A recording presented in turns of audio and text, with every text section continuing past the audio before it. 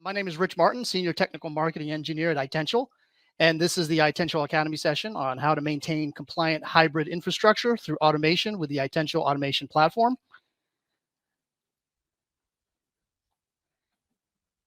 Let's just start. Today's infrastructure is the network, and the network is everywhere.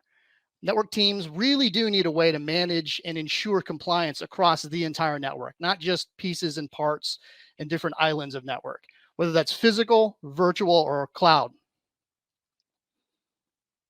And let's just say it, you will never have a compliant infrastructure without automation. If you think about how much the network has grown, not just within the traditional on-prem CLI-based physical infrastructure, but now with cloud, native cloud networking, cloud-based networking services, the rate of growth and the rate of change within all of the entire network infrastructure is too much for humans to handle alone. We need automation. And so your compliance process needs to be tightly coupled with automation. You can have a compliance process and tool sets, but if they don't have automation to help gather everything you need to do on the scale of network that we have today, you'll never get to compliance. And if you have automation, but you're not embedding strategically compliance functionality and features into it, well, then you're never going to get to compliance either. So this is why this is super important for organizations to have as part of their strategy, compliance and automation. So let's take a look at some network automation foundational components. We start with the bottom layer, integrating with network systems, configuration management and compliance, moving up the stack to end-to-end process automation. And then finally, IT orchestration. And we'll break this down and get a little more detail into every one of these. Kind of start at a starting place, we have to integrate with all these different networking systems. So think about physical devices that you already have on your network, your traditional on-prem devices and CLI-driven devices. Then you've probably got a bunch of virtual devices as well, sprinkled throughout different parts of the network in the data center, and the cloud devices. So we're talking about cloud native networking as well as cloud-based networking services.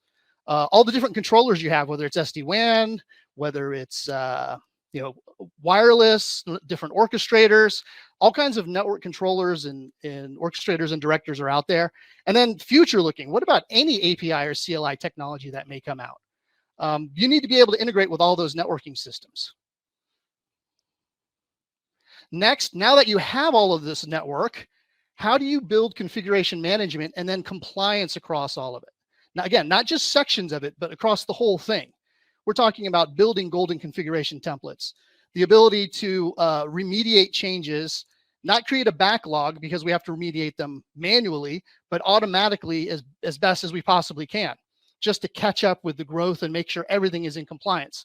Along that, starting to integrate validation techniques so that before changes are applied to the network, we make sure that the proposed configuration stays in compliance. And being able to do compliance reporting. Over time, what do we look like? What is falling out of compliance and figuring out why? And being able to automate these two things together allows you to manage all of your network devices, create backups of devices, whether they're on-prem or cloud, and manage that inventory in a federated way. Create the golden configuration standards that allow you to do compliance checking, and then do pre-change validation. So again, propose validation changes, and then having a very robust way to do reporting and remediation. Going up the next layer, we talk about end-to-end process automation. This is where network teams need to be able to build and automate workflows. And then not just build and automate workflows, but within certain islands of the network or certain portions of the network, but across the entire network. Applications are everywhere nowadays. So it could be against multiple clouds, it could be in your data center. And so you need your automation to be able to span across that. And by implementing automation along with the other layers at this place in the stack, you can now schedule and automate routine network processes like compliance checking, being able to build really strong and robust pre and post check into your automation. So the way network engineers think about, before I make a change, what operationally does the network need to look at? What do I need to check first before I make this change? And then after the change is made, what do I need to look at on the network again to ensure that what we did took place correctly without impacting any other services on the network. Being able to do network OS updates on devices, this is continually an issue, but being able to bring all these layers together in automation allows you to do that. And then to finally let network teams design and build integrated workflows so that they can take a lot of the manual processes across the different networking systems that they have and build workflows that allow them to make their jobs more efficient and allow them to really leverage automation in their day-to-day work. And then finally, at the top of this stack is something that we constantly hear from enterprises. How do I enable self-service? How do I integrate with all the different systems that we have? So every organization has a unique ecosystem of IT systems. How do we integrate across all of that? How do we engage in event-driven closed-loop automation? And how can we, now that we've got all these automations running, how can we get some really, really good reporting and analytics to understand just how well our automations are running and how efficient they are and where we can do some more work? And so automating all of that together allows you to expose network workflows as self-service APIs, IT systems that can trigger network processes. So external IT systems that can now run network automations that the networking team creates directly. And then network processes that can trigger other IT processes or call other systems. So now something happening on the network that can now trigger IT processes or call systems through automation. And then, of course, being able to create detailed metrics and reporting so that we have a good understanding of how our automations are working and the efficiencies that we're getting out of them. And so this is really what makes Itential different from a lot of the solutions out there, is that in a single platform, we tie all of these elements together, and then we leverage automation across everything. And so let's take a look at the bottom two layers for a moment. In Itential's platform, we can leverage Configuration Manager and Automation Gateway, two parts of our solution, to allow you to have a single application for managing device types, all kinds of device types and technologies. So whether it's CLI-based devices, whether it's API, whether it's cloud, being able to federate an inventory of all of those different network devices and services. We can create and enforce a golden configuration process or template across all of these network technologies. Again, we've got to be able to do this with automation and do it across all of our network. Be able to use automated remediation for compliance of any issues found. And then, of course, to be able to use validation techniques to understand that if we do a proposed change to a part of the infrastructure, will this bring us out of compliance or not? So this avoids kind of breaking anything to begin with. And so all of this is available in the automation platform today, and we'll show you that. On top of that, we can leverage our Automation Studio so that network teams can use a low-code drag and drop automation canvas so that they can start easily building their automations. This Automation Studio has a lot of built-in network intelligence, pre-checks, post-checks, the ability to understand where devices are in the network, through which controllers or systems that they're available through, how to integrate network technology into automated workflows. So all of these systems that we've integrated into, being able to build an automation across all of that, and then a big and growing library of pre-built automations for the top use cases. So how they can really get quickly started, with top use cases that constantly come up. Like, it's all about getting started quickly.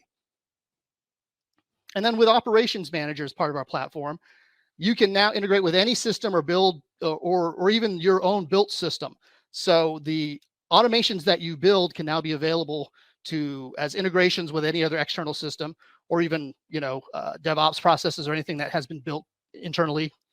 Being able to do event-driven closed loop automation. So being able to build an automation, test it, and then instead of running it on a schedule or running it manually, allowing it to be run through an event-driven mechanism, and then actually do a closed loop remediation.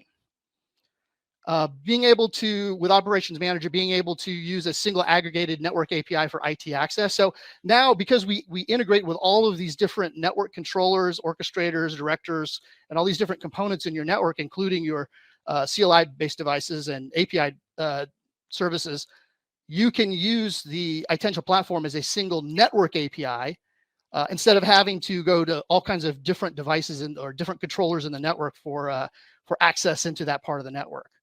And then being able to publish workflows for self-service automation across all of IT. So as networking teams build their automations, test them out, really start to have trust and confidence in them, putting in the pre-checks and the post-checks. Ultimately, can they build these and publish them so that they can be part of a self-service system that the IT group can use themselves and build the network and other infrastructure through their automations. And of course, that's something we do. So now as we transition to the demo, we're really going to focus on these three bottom parts for this part of the demo. We're going to look at how we can manage real-time device inventory across physical, virtual, and cloud devices. We'll take a look at how backup configurations and how to perform diffs. And these are really baseline things.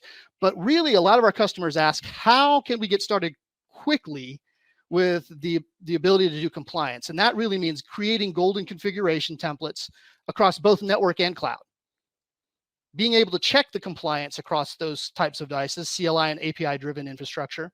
Being able to view the compliance reports, automated remediation of any of those issues found. And then how do we transition to use automations using our Automation Studio to build a workflow to validate changes before they're applied to the network?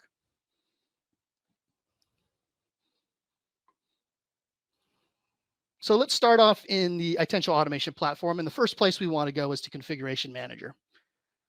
So in Configuration Manager on the left-hand side, we have a federated inventory of network devices. You'll see here we have all kinds of different vendors, firewalls, routers, switches. We'll take a look at one of our devices here for this demo. This is a Cisco iOS device. It's actually accessible through our automation gateway. And we can do backups on the devices now that we have management access to it through the system, now that's onboarded through Automation Gateway. I can take a look at the different backups and I can do a compare and load the diff. And so I can compare an existing backup to a live backup. And then we can see the differences between those, and which is helpful for day-to-day troubleshooting, being able to see what changed and what hasn't changed. But the concept here is once we have these devices onboarded, we have the ability to manage their configuration. And from that configuration, we can start to build a compliance rule set in our golden configuration. So I'm going to load this configuration up. And if you're familiar with CLI, I mean, this is very typical, right? There's a lot of configuration lines going on here. And each one of these configuration lines drives some sort of feature or function on the router. There are other tools and products out there that take a long time to get started to build a configuration template or a golden configuration. Complex CLI modeling, all kinds of updating of sources of truth, things like that. But in reality, we can take this configuration and start really simply. So I'm just going to do a copy and paste of the configuration. I'm going to take a subset of it, because when you're getting started, as customers want to get started, they're probably not going to start building golden configurations based off of some of the more like routing protocols and things like that. You start small. You use the low-hanging fruit first. So we'll start small, just as an example. So I'm just going to take that config, just like we grabbed it from here, and I'm going to go to golden configuration. And I've got a couple of trees set up here we can take a look at. So we're working on a Cisco iOS device, and I've created a golden configuration tree, and it's got 3 layers to it. So the first layer I've titled, this is a base layer. I call it all routers. So in the base layer, the way we do golden configurations in Configuration Manager is that it's a tree hierarchy, and every branch that connects to a branch above it will inherit configurations. And this is a really flexible way of doing it, because now we can kind of break out configurations that are more globally applicable, more regionally applicable, like in US, and then more specific to maybe a particular device. And we can attach devices, and I'll show you in a moment, to each one of these sections of the tree. So I'll start with the all routers. And if we go here, we can take a look. This is where we input our configuration. And we'll take a look at the configuration here and just start to pull a couple of things out. In fact, I'll kind of prune this a little bit. And we'll go down to here. And as we take a look at the straight up configuration that we grabbed from from our inventory, we can start to see, okay, what are some of these configuration, the CLI commands that I would like for them to be globally applicable to all my routers. And I'm going to start here, just the IP, how to manage the device. And for this example, I'm just going to use this and paste that in. It's as simple as that. So I've started to create a golden configuration that says, these commands, they need to be within the configuration that we test across any particular device that's part of this golden configuration tree. So they need to have these particular commands in them. And again, they're just straight up CLI commands. One of the problems here, though, is that this particular command, all of these commands turn on management access via HTTP. Unfortunately, we all have compliance and just best practices for security. You probably shouldn't allow a device to be managed in an unencrypted way. So in this case, this particular command, IP HTTP server, it's unencrypted. So really, we don't want that in there. In fact, so we can do a negative test on that and we can disallow it. So now if that appears within a configuration, this is our standard and our template, that will give us an error, and I will give each one of these an error severity so that they will trigger an error on a compliance check. So that's my first level. I'll save that. And I'll go down to my second level here. So if I look at the configuration here, we can see that I've inherited the configuration from all routers. And now I have the opportunity to build a configuration for just routers in the US. So again, if I go to my configuration that I pulled here, we can take a look at this and say, well, there's some applicable stuff here for like a regional set of routers. Let's take a look. Let's just kind of prune this a bit.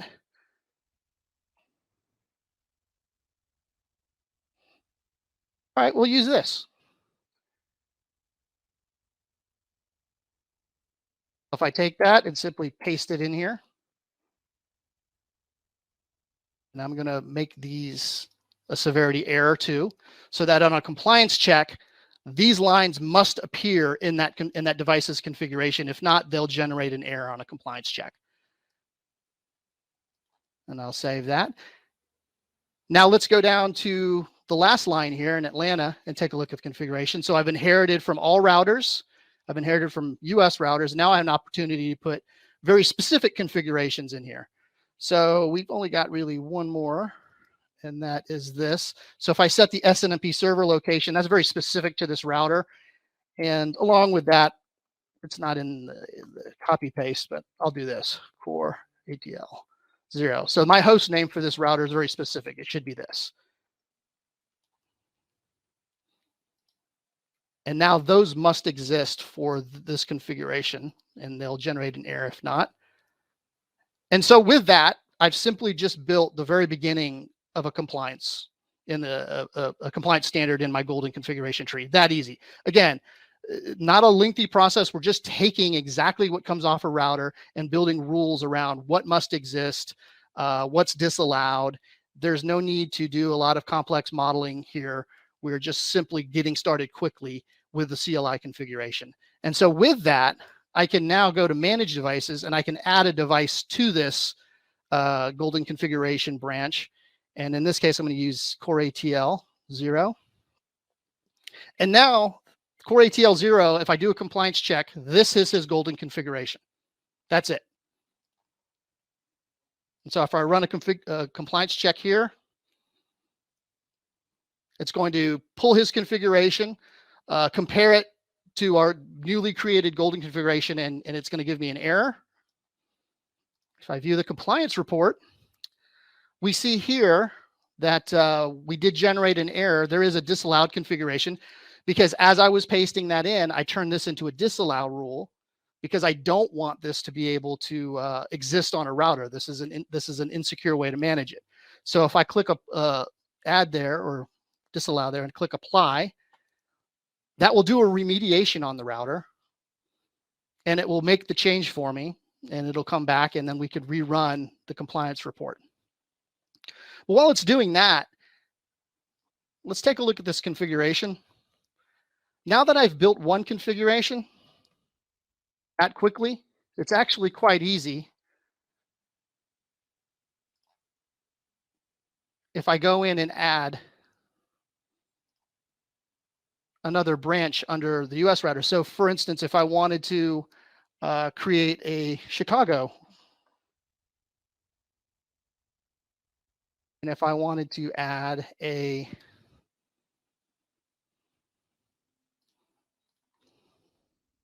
New York router, a branch.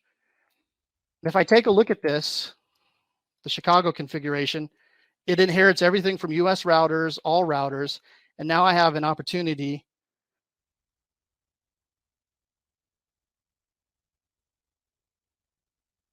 to put in very specific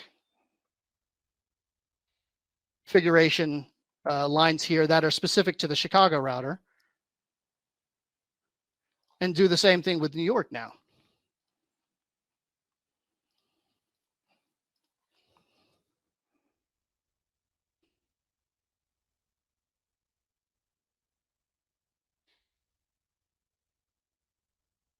And just that easily, because of the inherited nature of this, I can start adding more and more devices down the tree.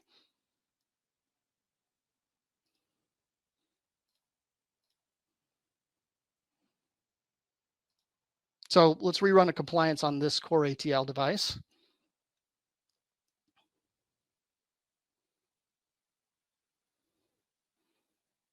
And it's compliant. So it pushed that change for the IP HTTP server, removing that.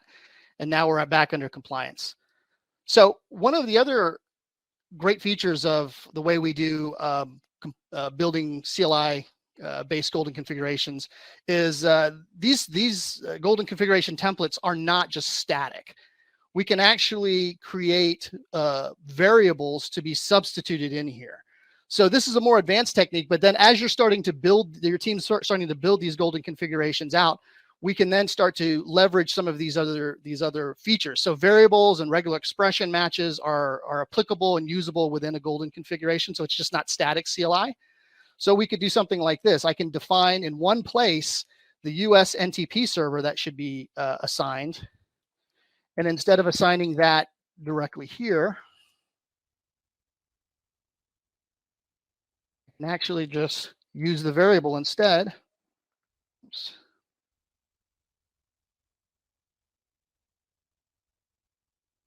And now it will substitute that variable for what's defined here. Now I can have all of these variables defined in a single location, which makes it easy to change. So if you need to change a particular server and you have that variable defined, you can change it in one place, and it will, because of the inherited nature, it will appear everywhere. So it should now appear, that variable substitution should appear here and down the list. Another thing you can do is, it's another unique feature here, is now we can create not just variables, but we actually have the ability to do built-in Jinja templates. So if you're familiar with Jinja templates, they're a way we can iterate through this. It's a little bit of a programmatic function where we can iterate over a list of variables. So in this case, I'm looking at loopbacks. It's a pretty consistent thing. So I want to create consistent loopbacks across different all my routers here.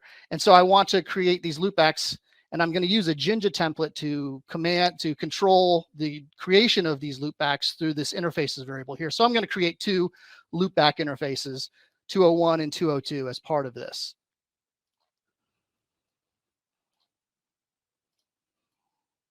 So I'm also going to make these, let's see here.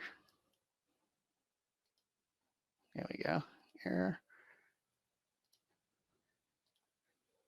And now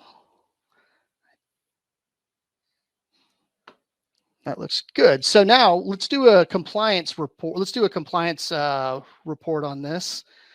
And instead of doing it within Configuration Manager, remember we had those stacks. Let's move up the stack in the applications, and let's go to Automation Studio.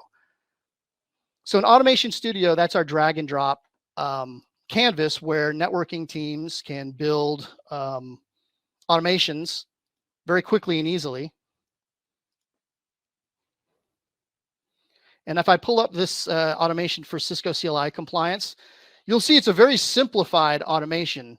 It runs the compliance just like we're doing. So these things are leveraged together. Remember I said we have all these applications, especially compliance and automation, being tied together. So everything that we've done in the configuration manager application on the platform, we have the capability of doing all of that within an automation. So that's exactly what we're doing here. I'm running a golden configuration compliance. I'm getting the compliance report. We're deciding if there's anything that needs to be remediated. If so, it's going to take a path that asks me if I want to remediate it. It's going to show me what needs to be remediated, and then it's going to do the remediation. So we can start running that here. And now you can start to see why leveraging this is really important. This could be run at a scheduled interval across all of these routers we've just created golden configurations for, and determine, and do a determination on, hey, what's out of compliance, and automatically remediate it. So the remediation task came back. We're being told, ran the compliance reports, the remediation is required. And we can take a look at this. This is a manual task. It doesn't have to be in here, but for the sake of the configuration, the demo, we are. So it's showing me that the loopbacks are out of compliance. So that Jinja template that generates the loopbacks didn't exist before. Now it didn't exist in the original router. So if I continue now, it's going to build those configurations and push them out to the router to bring it back into compliance again. And so while it's doing that, let's talk about the ability to do validation. So compliance reports like this, again, this automation now can be scheduled. We can actually take the manual task out and allow automatic remediation, or we can build this out a little bit more and say, these particular compliance lines can be remediated automatically, and perhaps for other out of compliance lines, we need more human intervention. Maybe we need to do it during a maintenance window. All of that is we're flexible enough to be able to do all that within the platform. But validation itself is a technique of being able to propose a configuration and then ask the compliance engine in Configuration Manager whether or not, if we were to put this configuration onto this particular device, would it break our compliance standard? Would it invalidate what we've defined as our golden configuration? And we'll take a look at that in a moment. So this is successfully completed the remediation, and so we should be back into compliance again on that particular router. But what ultimately happens is, somebody's going to make a change manually, right? So I go into the router and make the change manually. Let's say I turn on the HTTP, the unencrypted HTTP server again.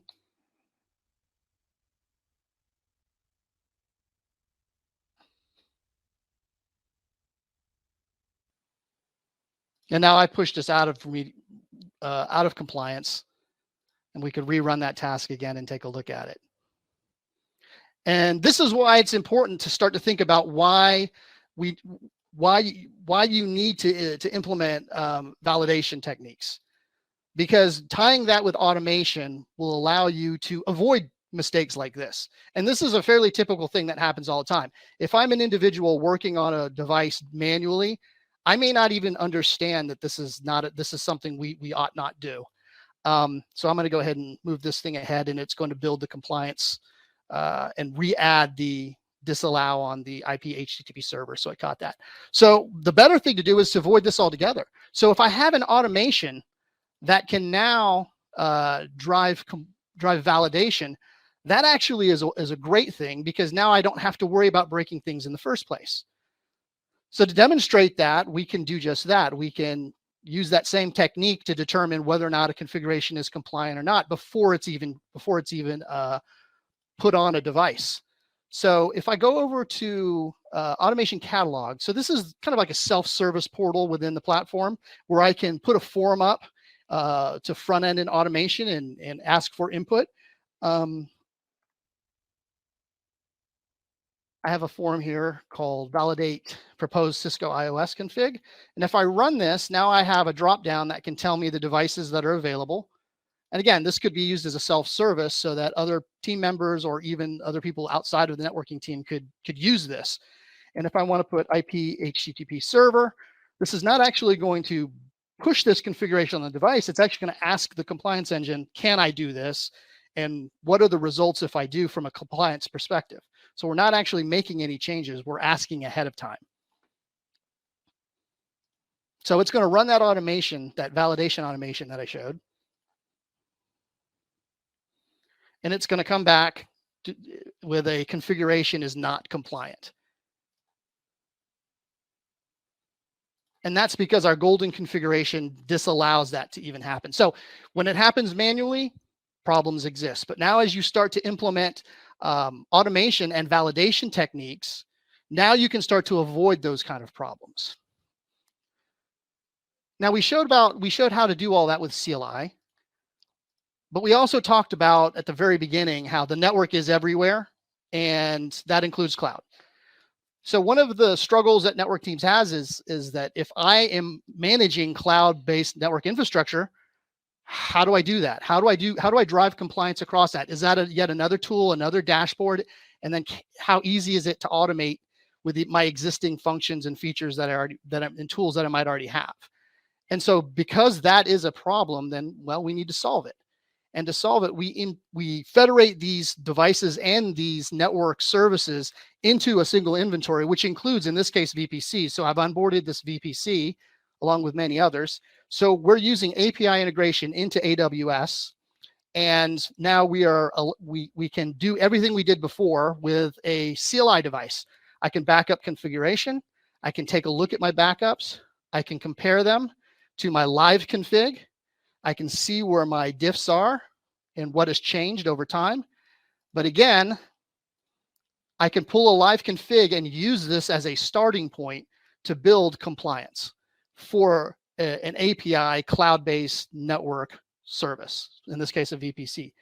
So I'm going to take this whole configuration and I'm going to do just like I did before. We're going to take that because this is how easy we can go to get started.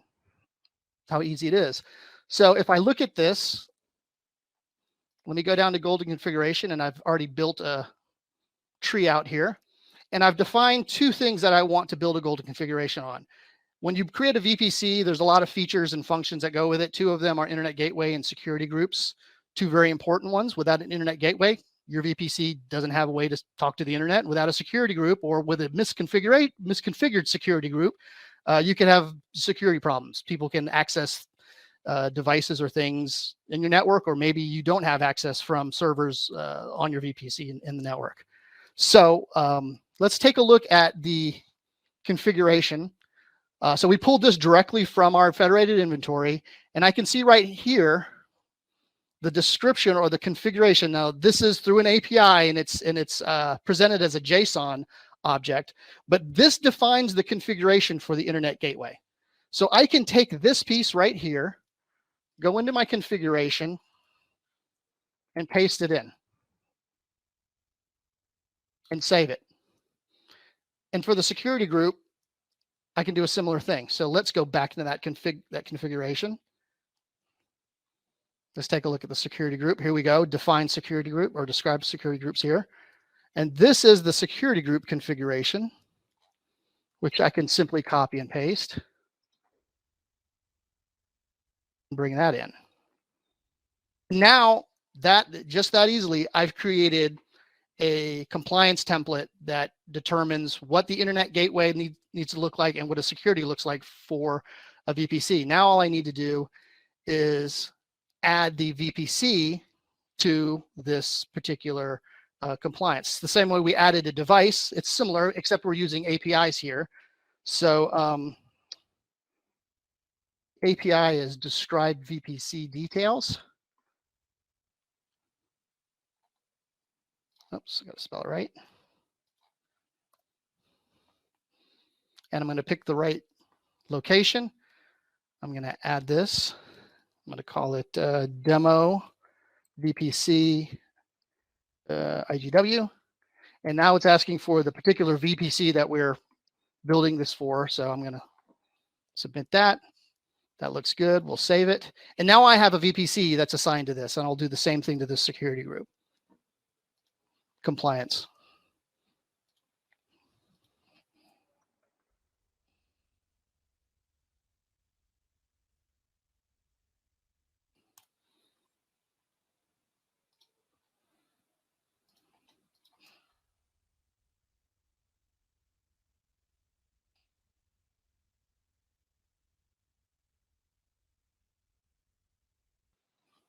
That looks good.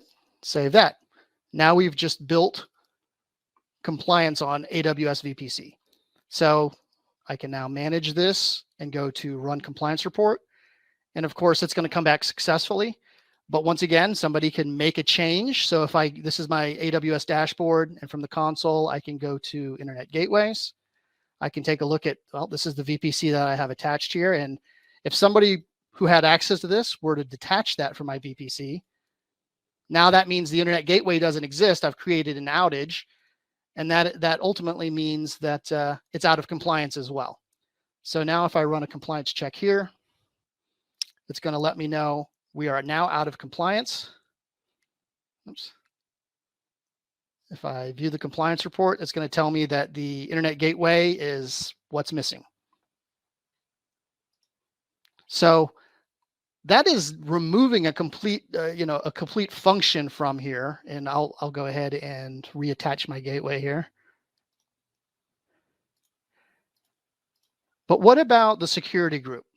So now if I have access to the security group, somebody could presumably make a change. Here's the security group that's assigned to that particular VPC. And this is what I've just built a compliance on. I'm not going to remove the security group, but what if I edit the rules? What if I change the rules to something very specific? So instead of everything, now I'm just allowing secure shell traffic in. That could cause an outage, that could cause a problem, and I just made that change. Instead of running it from here, let's do it from an automation. So again, we want to get people started with golden configuration, but then quickly move into Automation Studio where they can really start to leverage automations and the power of the automation and the automation workflows that they build. So let me load up this VPC compliance automation.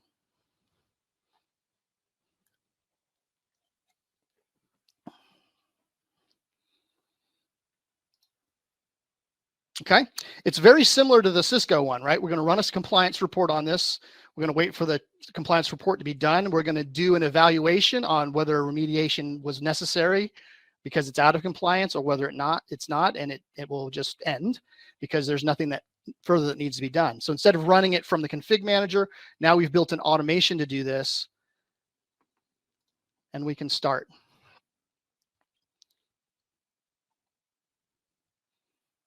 And so if we take a look at this visually, we'll see that the compliance report is running. When it completes, we'll do a query on it, and now we see that a remediation is needed. Since that's a manual task that we embedded into here, we can take a look at this. And indeed, it's saying the VPC is out of compliance, and what needs to be done is to modify the security group because the IP protocol has changed.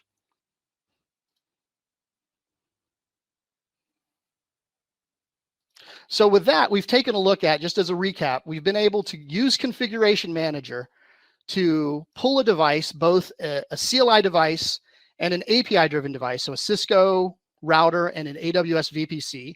We've been able to pull the configuration of both types of devices directly from the device in Configuration Manager and use those configurations as the baseline for starting our golden compliance standard.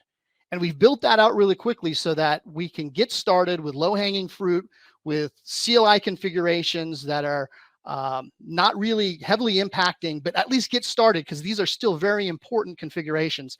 And then start to build that out and rapidly add more and more to it because of the flexible way we've built our golden configuration tree. And we can do that not only with iOS and CLI-based devices, but again, with AWS, VPCs, and other API-driven services. Then we've been able to go into Automation Studio and show how to transition from doing that in a more manual way into an automated way, all within the same platform for both API and CLI network infrastructure. And then how validation becomes a critical part of this so that you can avoid making mistakes. Now, to continue on from this, you would probably want to see how you can do compliance and validation for AWS. And that's exactly what we're doing in our POC demo. So I recommend that you stop by the Itential booth and watch the POC demo, where we really show how the compliance tasks that we built here and validation tasks that we can build here become critical foundational steps for all these greater end-to-end automations as we go up that stack and do end-to-end automations with integration into system, event-driven, closed loop automations. They become critical because now you can validate proposed AWS changes, or even bringing up new AWS infrastructure. Validate it first before anything even gets built. And if it fails, then it doesn't get built. But if it passes the validation check, then Itential's automation will go and build not only the network, but the compute in AWS.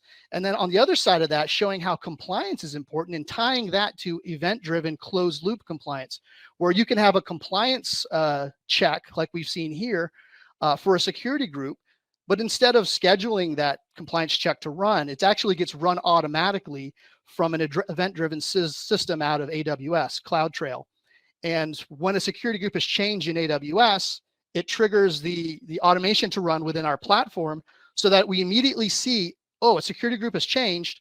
What has changed in it? Is it out of compliance? And if it's out of compliance, let's immediately put it back into a compliance so that we minimize any of those kind of disruptions. So you can see how these become critical foundational parts of your automations as you grow them out and go end to end and integrate them with other systems.